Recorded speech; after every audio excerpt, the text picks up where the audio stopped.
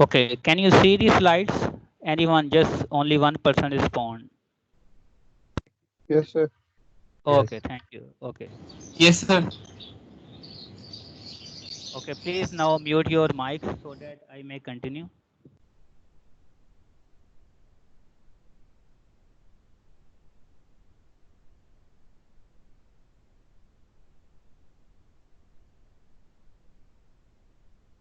Okay, last time we have derived this formula, equation number 30. And in equation number 30, this is the formula which can be used to determine the maximum deflection in a column subjected to eccentric load or a load with certain eccentricity. So we have come up with this formula. So maximum deflection within eccentric column is the function of the secant and load and critical load. So that's why this formula is referred as a secant formula. Okay, next we have also discussed that how to determine the maximum stress in the eccentric column. So the stress will be maximum within the column where the deflection will be maximum. And now due to the eccentricity, the column is also subjected to the bending moment along with the axial forces. So the combined stress at an extreme fiber will be the summation of the axial stress and summation of the flexure stresses. So due to the bending, so half side of the column section will be subjected to tension and half side will be subjected to compression.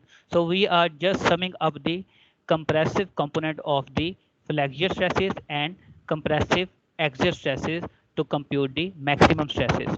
So here, so sigma maximum is equal to P over A, axial stresses due to the load, and My over I or M into C over I. So C is the distance from the neutral axis to the extreme fiber. So this is the flexure stress component. And here, how to determine the maximum moment? So maximum moment will be in the center of the column or where the deflection will be maximum. In case of a simply supported column, so deflection will be maximum in the center. But if it's a cantilever column, then the Y maximum will be maximum at free end. So maximum moment at center will be the function of the P load into maximum deflection plus eccentricity.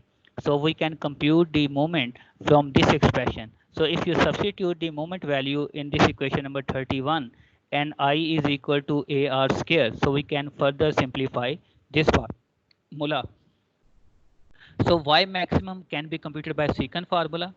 Secant formula which is Y maximum is equal to E into secant KL by 2 KL by 2 minus 1, or we know that K is equal to 100 P over EI. So after simplification we also got this second formula also.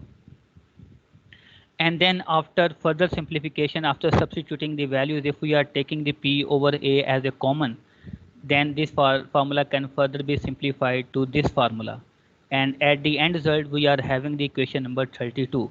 So we are taking the P over A outside. So it becomes sigma maximum is equal to P over A 1 plus E into C over R square into secant KL by 2. So E is the eccentricity of the loading. C is distance from the neutral axis to the extreme fiber where the stress will be maximum, and R is the radius of gyration of this section, and A is the cross-sectional area. So replacing the KL by 2 as a P over EI under root into L by 2 or pi by 2 into P over P critical as we have replaced in the previous slides. So we can simplify the equation number 32 to the equation number 33. So it means that if you want to compute the maximum stresses, you may use either equation number 32, equation number 33, or you can also use equation number 31 without any simplification. So you will see it when we are going to solve some numerical. Okay, this equation number 33, it can also be further modified, but in equation number 33, if you look at this, uh, sorry, this equation number 33, so in equation number 33 can be used for any end condition as long as appropriate k value is used to calculate the P critical. So it means that this equation can be used for any type of the end condition. Both end simply supported, both end fixed, one end pin, one end fixed, and the cantilever column. Since sigma maximum does not vary linearly with load P, the principle of superposition is not applicable to determine the stress due to simultaneous application of the applied load. So here last time I have also explained this, that so sigma maximum is not increasing linearly due to the applied load P. Why? Because in the previous question I have explained that when the load is increasing, so this load is also increasing the axial stresses plus also increasing the flexure stresses, because flexure stresses are also the function of the applied load. So when we are keep on increasing the load, E will remain constant, and for any increment of the load, so Y maximum is also increasing. It means that when we are increasing the load by one time, maybe the stress they are increasing by two times, because one P over A component will increase and one the flexure stress component will increase. That's why the principle of superposition cannot be used. In other words, if I say that if a load of 50 Newton is producing the stress 50 megapascal when it is acting separately, and a load of 100 Newton is producing the stress 150 megapascal.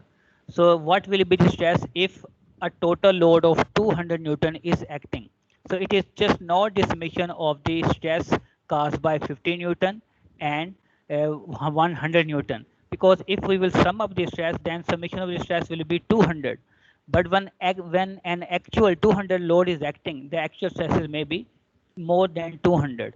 Why? Because stress is not increasing linearly with P over A. So it means that we cannot apply the principle of superposition in this equation. So that's why the factor of safety will also not be used on sigma value. Rather, it will be used with the load value. It means that stress, they are the function of the load, not the stress is not the for the load is not the function of the stress. So we have to be very careful. So you will see in the for example in upcoming slide that why the stress is varying non-linearly with the increase of the load. So for the same reason, if we want to use any factor of safety, so factor of safety should be used with the load. So after, if you further want to simplify the equation number 33, so from the 32, we can also substitute the value of I here, which is AR squared. So it means that we may either use the equation number 34, equation number 33, or equation number 32 to compute the maximum stresses. Okay, here in equation number 34, so this equation number 34 is for, we have separated out P over A. So this P over A, these are the applied stresses, and sigma maximum are the maximum stress which can be produced within the column when a P load is acting, and LE over R is the effective slenderness ratio. So it means that in this equation, so there are two variables. One is sigma maximum and one is the applied load. So other geometric parameter, they may be the constant. So in equation number 33 or 34, for example, I am writing in terms of the equation number 33, because if you are not taking the P over A on the right side, then this will be equation number 33. And if you are taking the P over A on the right side, so this is the equation number 34. So this is equation in terms of the maximum stresses, and this is the equation in terms of the load acting per unit area on the column. Okay, this formula, which is the, okay, here I supposed to write this formula as a 34. So this formula number 34, that I will correct later. So this is not 33.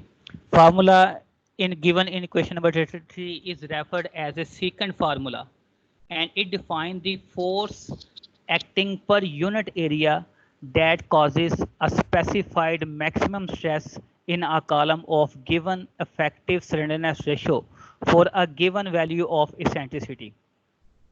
It means that if we are given the eccentricity and all the geometric dimension, then we can determine the maximum stress produced within the column due to the applied load which is acting over the cross section of the area. So it means that this is a load which is acting on the cross section of the area, which is not equal to the maximum stress. So this is the intensity of the applied load which can produce the maximum stress, known is the slenderness ratio and eccentricity ratio.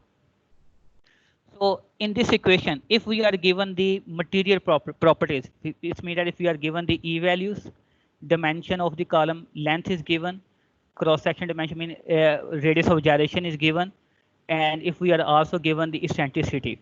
So it means that if we are given all the geometric and material properties, then sigma maximum is a variable. Maximum variable mean that what will be the maximum stress produced within the column when any unknown load P is acting.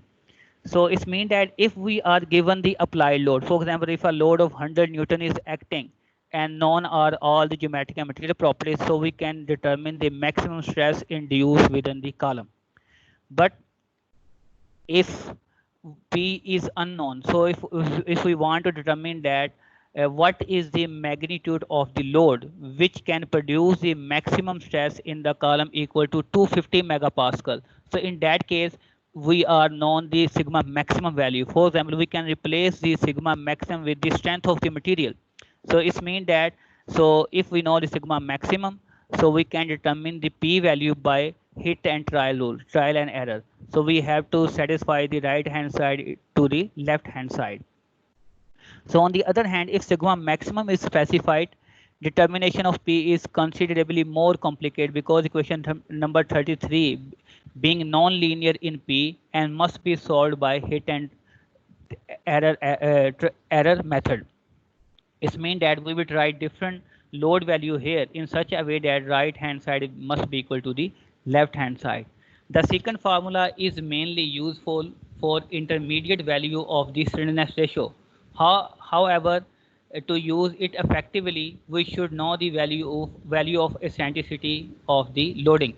It means that that can be used for any mid-range of the slenderness ratio with known value of the eccentricity. Okay, further this equation, in this equation the secant value is in radian. So the angle must be used in radian while solving this equation. Okay, here this is the graphical representation of the equation number 34. For example, if we are having the 836 steel, for 836 steel sigma y is equal to 250 megapascal and E value is 200 megapascal. Let's suppose I want to determine a load value which will produce the stress in the column equal to the yielding stress. So what load value will cause the yielding of the column? So we have to determine.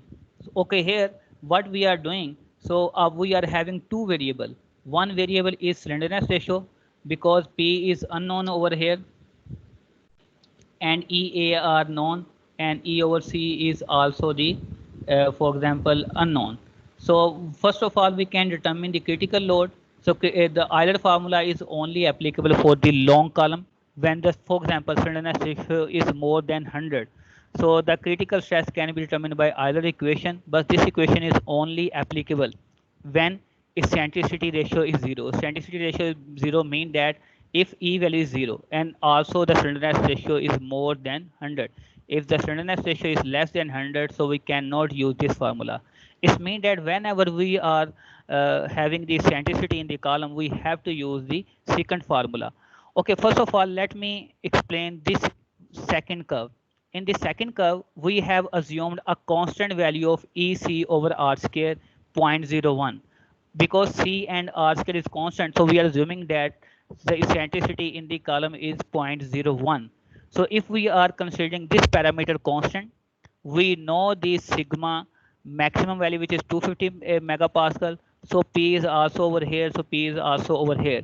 So what we will do if we are keep on increasing the slenderness ratio, for example, from 0 to 50 to 100 to 150. So it means that with this eccentricity ratio, with the increase of the slenderness ratio, so P critical is decreasing and P critical will be lesser than the critical load corresponding to the Euler buckling load. It means that whenever we are having the eccentricity, so the critical load will be less than the critical load corresponding to the Euler buckling load. In the second case, we have increased the eccentricity. when we have increased the eccentricity, for example, 0.1. So, and when we are increasing the slenderness ratio, so it's mean that even though the slenderness ratio is 0, so critical will be lesser than the P critical corresponding to the concentric column or the Euler column. Why? Because due to the eccentricity, there will always be some flexure effect which are compromising or reducing the critical load. And similarly, if we are keep on increasing the eccentricity, so for the larger eccentricity, if we are keep on increasing the slenderness ratio, and if we want to determine what will be the load value which is causing the yielding, so the yielding will occur at a lesser load when we are keep on increasing the slenderness ratio corresponding to the column which is having the lesser eccentricity or zero eccentricity. It means that whenever we are come across a column with certain eccentricity, so its critical load will always be less than the critical load corresponding to the Euler buckling load. So this is the again repetition. So due to the imperfection in manufacturing and specific application of the load, a column will never suddenly buckle. Instead, it began to bend. So it means that only a perfectly concentric column, like the Euler column, long column, which is not having any imperfection, so it will be remain stable if the load is less than equal to P critical.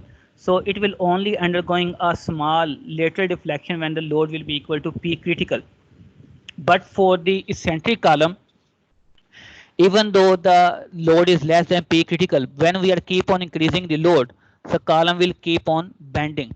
So here this means that in the Euler load, if we are a long column, perfectly concentric column, if we are keep on increasing the load, so we cannot see any lateral deflection. So the column will buckle at zero deflection. But if eccentricity is increasing, even though the load is less than P critical, column will start bending, and the maximum deflection will be corresponding to the failure load, and the failure load will always be less than the concentric column corresponding to E is equal to 0. So more will be the eccentricity, more will be the lateral deflection corresponding to the any given load, even though the load may be less than P critical. As the slenderness ratio increases eccentrically, loaded column tend to fail or near to the Euler buckling load. So it means that their failure load will be less than P critical or the Euler critical buckling load. So here there is a one little exercise for you. So you can plot this curve yourself. You can study the effect of the eccentricity on the load deflection curve or the P critical load. So for example, we are assuming that we are having a column whose length is 2.5 meter. Both ends are fixed. Cross section area is 30 into 60. Width is 30 millimeter. Height is 60 millimeter. And we have to assume various eccentricity starting from 5 to 25 millimeter. And we have to plot the load displacement curve by the secant formula. So it means that first of all, if the eccentricity is 0, then the buckling load of this column will be equal to P critical. So this column will always buckle about the axis for which the moment of inertia will be minimum. So I minimum in this case will be 60 into 30 cube divided by 12. So when we determine the Euler critical buckling load by this equation, so this value is 42.64. It means that the maximum load that this column can sustain before buckling will be 42.64 kilonewton. If there will be any eccentricity, then the buckling will occur at a load less than 42.65. So we can determine the different load intervals starting from 0 to 42.64 because that will be the maximum load that a column can sustain when eccentricity is equal to 0. So here I have considered the load 0, 10, 20, 30, 40 and 42.64. Okay, corresponding to each load value, you can compute the Y maximum. Maximum deflection can be computed, or you can compute the secant K L by 2 parameter or secant pi by 2 into P over P critical. P critical is constant, so P value will be the any given value. For example, if you want to compute secant KL by 2 for this case, so P will be 10 and P critical will be the 42.64. Then you can compute this secant angle function. And here again, if you are considering the E value 5, for example, in this case, if E will be 5, so you can compute the Y maximum corresponding to E5 when the load is increasing from 0 to 20 and 42.6. So this is the column dedicated to Y maximum when eccentricity is 5 and load is increasing. Similarly, if you are assuming E is equal to 10, you can complete this column. Similarly, you can complete the column for all the other eccentricity until E is equal to 25. And then what you may do, you can plot different curve over here.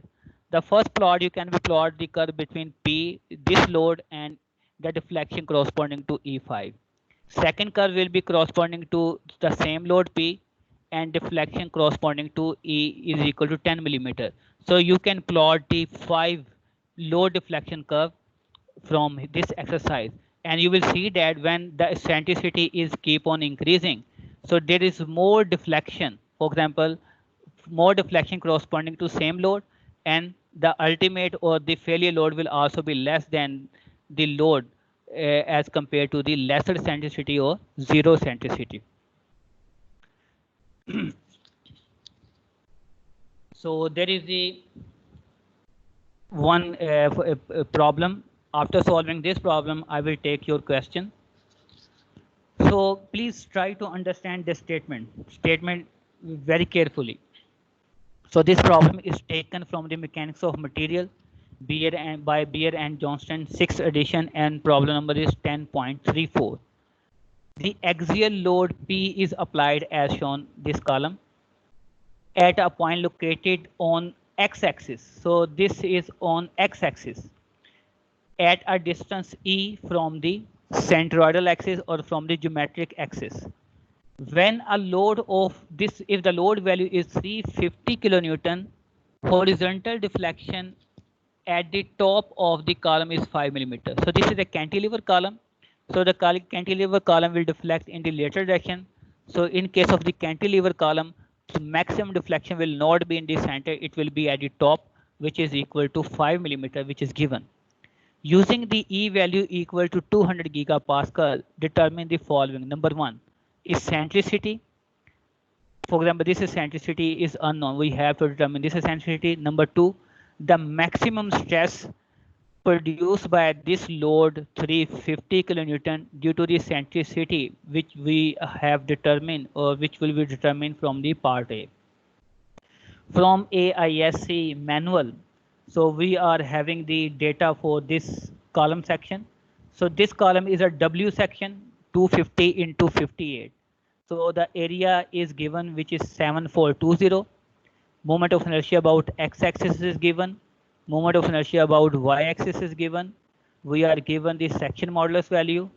We are given the radius of gyration about x-axis, y-axis, E value is given.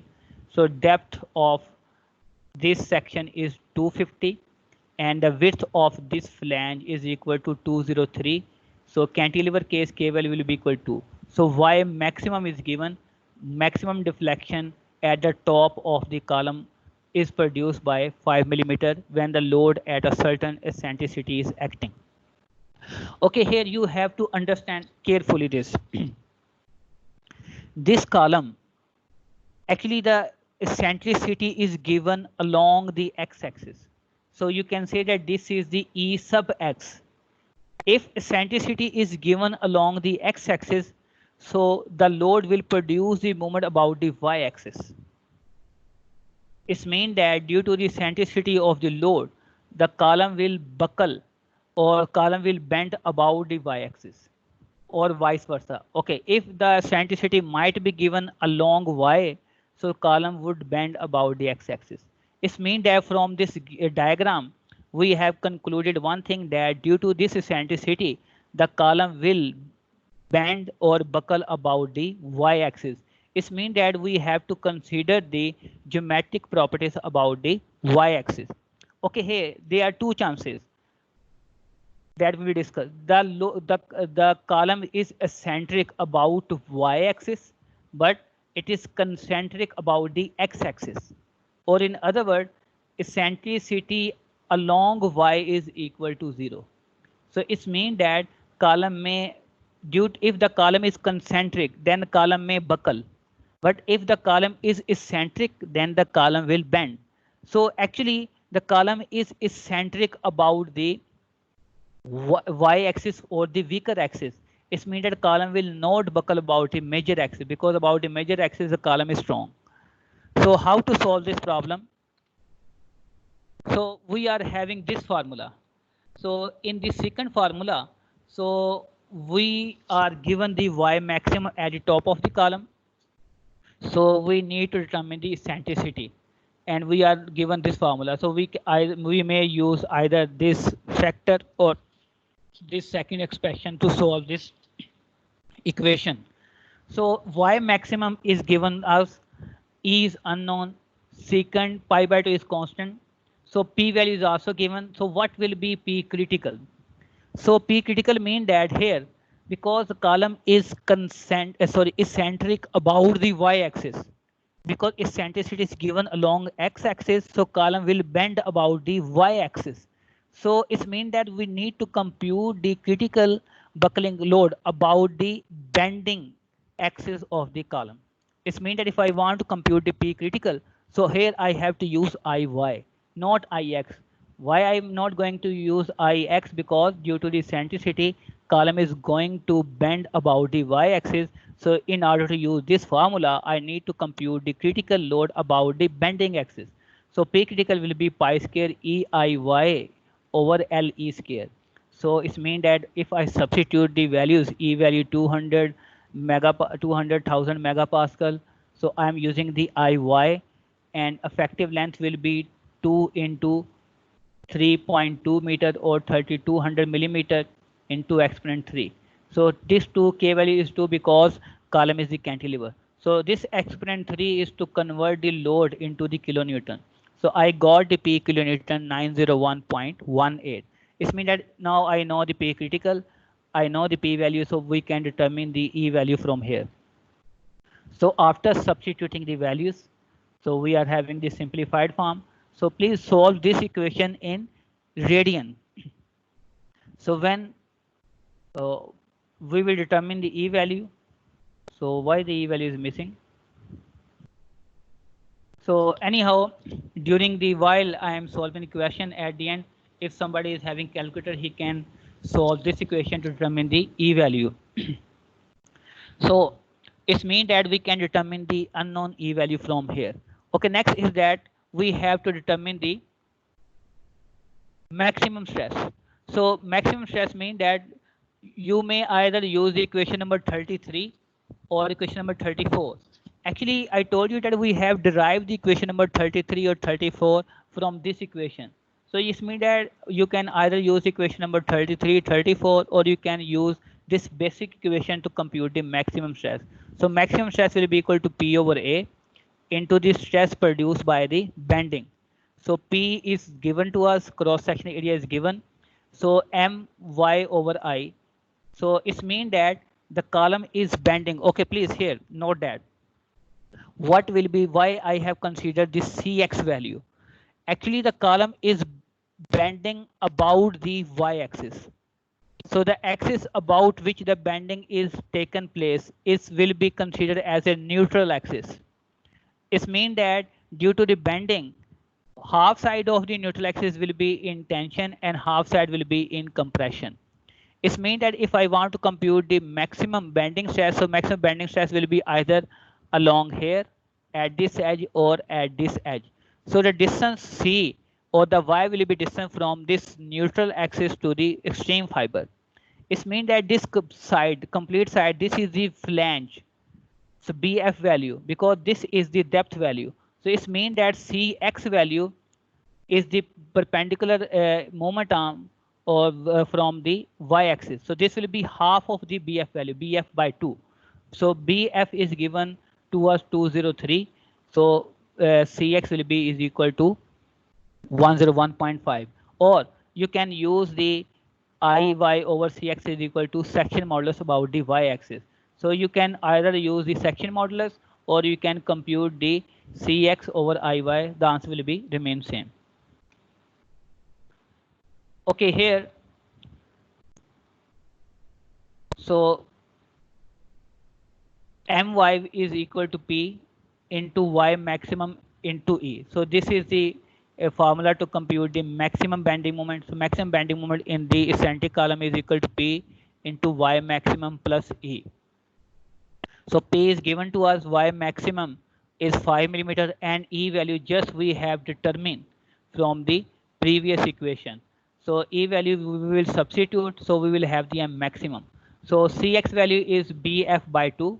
I have just explained, which is 101.5. So moment of inertia will be Iy. Why? Because column is bending about the Iy. So if you are using the Iy divided by Cx value or section modulus, so you will have the same section modulus which we are given here. So it means that you can either use the section modulus concept or by Iy over Cx concept or the distance from the neutral axis to the extreme fiber. So here, after substituting the values, so we can determine the maximum stress. So E value we have just determined from the part 1, and by solving this equation, you can determine the sigma maximum. Or alternative is that you can directly use the equation number 33. So this equation number 33, actually this equation has been derived from this equation. So in this equation, we know the P value, P critical you have just determined. Just substitute the E value, and R square will be radius of gyration, which will be about the Y axis because column is bending about the Y axis, and E value we have just determined from the part 1. So C value will be equal to Cx, which is Bf divided by 2. So answer will be remain same. So before solving the next question, so I would like to take some question. If you are having some quick question, so I would be happy to answer. So please raise your hand. So I will ask one by one.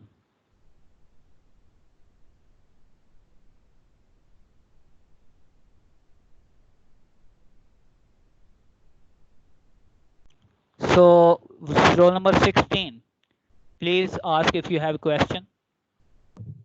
Yes, sir. मेरा एक question था slide number 54 से. एक minute, just slide number 54. वैसे इसमें graph बना हुआ था, आपने ग्राफ हाँ शो जी. कराया था. अच्छा, ये 54 और 53 सेम ही है. 53 पे आ जाए. हाँ जी. तो 53 में जैसे हमारी सिलेंडर स्पेस इंक्रीज हो रही है, हम 200 को अप्रोच कर रहे हैं, इस सारे के सारी हमारी जो लाइंस है ये कन्वर्ज कर रही है टुवर्ड्स वन पॉइंट कि ऑलमोस्ट हाँ जी. सेम हाँ होती जी. जा रही है. हाँ जी. हाँ जी. ऐसा ये क्यों हो रहा है? Actually, what have, because at the end, because the effect will be minimum, because why we have considered a maximum slenderness ratio 200, because that is a limit specified by AISC. Actually it means that reduction of the strength will be more corresponding to lesser slenderness ratio, so the maximum capacity will be depleted over here. So when we are closer to the maximum slenderness ratio, regardless that whatever is the eccentricity, so their value will be very closer.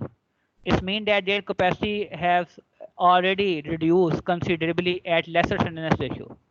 So this is the converging toward the largest slenderness ratio. So when you are computing it, you will understand. इससे सही को सवाल थी जो हमने. हाँ जी. Sir. हाँ जी, पूछें. वाई मैक्सिमम जो हमने कैलकुलेट किया है, मैक्सिमम डिफ्लेक्शन वाई मैक्सिमम की फॉर्मूला, तो ये हाँ जी. जस्ट फॉर एक्सेंट्रिसिटी है कि अगर हमारे पास एक्सेंट्रिसिटी नहीं होगी तो हम बकलिंग के लिए वाई मैक्सिमम नहीं निकाल सकते? अगला नहीं, next formula, next problem solve करेंगे. Actually, the secant formula is only applicable for eccentric column. Whenever you hear the word secant, it means that that formula is going to be used a column with certain eccentricity, or whenever you are given the load data with certain eccentricity, it means that you are going to use the secant formula. If the load is perfectly concentric, then you will use the Euler buckling load. For eccentricity 0, we will use the Euler buckling formula, and if we are given the eccentricity, we have to use the secant formula. That is understood. Yes, sir. For Euler buckling formula, अगर हम buckling formula eccentricity 0 कर दें तो तब हम buckling की वजह से deflection Actually, I have explained over here calculate नहीं कर that सकते. for a concentric column, so there will be no deflection if the load is less than equal to P critical. deflection will only occur slightly small deflection when the load will be P, load is equal to critical, and we are increasing the load beyond a critical value, so column will suddenly fail. So that's why if you see the equation, the slide number 55. So the first line just state, if I'm increasing the load, so there is no later deflection until I Yes. approach the P critical and column fail. This is the curve corresponding to E0. So column will not buckle even though the load is equal to P critical. When the load is equal to P critical, the deflection is still 0. So when we are having certain eccentricity, so we are having some flexural effect, bending effect. Bending effect is coming from due to the eccentricity, because eccentricity is causing the Y deflection in the later direction, so which is producing the bending. So that is beam column behavior. Beam column behavior means that in the beam, when we are keep on increasing the load, so deflection is keep on increasing. So when we are increasing the eccentricity, so more deflection is producing and the load is decreasing. For example, if this is a load, so at the same load value, there will be more deflection if the eccentricity is more. Yes, sir. Thank you. Yes, anybody else? Please raise the hand if someone else is having the question. किसी का नहीं है sir, एक मैं पूछ लूं और हाँ जी, एक पूछ लो, फिर उसके बाद मैं कोई 10 मिनट की ब्रेक ले लूं. यस सर, बस लास्ट ओके, क्वेश्चन ये था कि हाँ जी. अगर आपका हाँ जी, पूछो. एक्सेंट्रिसिटी है कि जो मैं एक्सेंट्रिसिटी प्रोवाइड कर रहा हूँ वो आई मैक्सिमम के अबाउट, और जो मैं बकलिंग फार्मूला में यूज करूंगा वो आई मिनिमम ही करूंगा फिर भी. Okay, let me solve next question after the break, then I will be able to answer. I believe that after solving the question after the break, you will not have this question. You Okay, understand sir, me? thank you. Okay, Yes, okay, sir. let me answer at the moment. Question is that why, okay, please in this question also compute the critical buckling load about the major axis. You understand me? About x axis. About x axis, Ey is equal to 0, so column will only buckle. So it means that about the x axis you will use the Euler critical formula. So Euler critical formula, so critical buckling load will always be more about the major axis. You understand me? Yes, So sir. it will be lesser about the y axis. It means that if the eccentricity is given about any axis, so its buckling load will be lesser than the critical load corresponding to the concentric column. You understand? Yes, sir. It means that in this in this equation, P critical is 901.18. You understand? Yes, sir. So it means that critical load is 901. So it's so deflection. This load is given 350. So this 350 load, this load is less than the P critical load. Okay, Yes, sir. this P critical is the about y-axis. You understand me? Yes, sir. It means that if I will computing the P critical about the x-axis, so this P critical about x-axis will be more than 901.18, Yes. which will be maybe 2000. It means that here in this case, I don't need to compute the critical load about the x-axis because column will be critical about the y-axis. Yes, if the eccentricity is given about the x-axis, then compute the critical load about the y-axis and use the secant formula about the x-axis. So whichever case is giving the lesser load value, that will be the critical axis. That we will see in the question that I'm going to solve after the break. So if there is no any further question, I would like to take the break of 10 minutes. So I will start the lecture at 11:15. So at the moment, the time is 11:03 with me. So I'm going to stop recording. So I will start the recording again when I will continue after the break.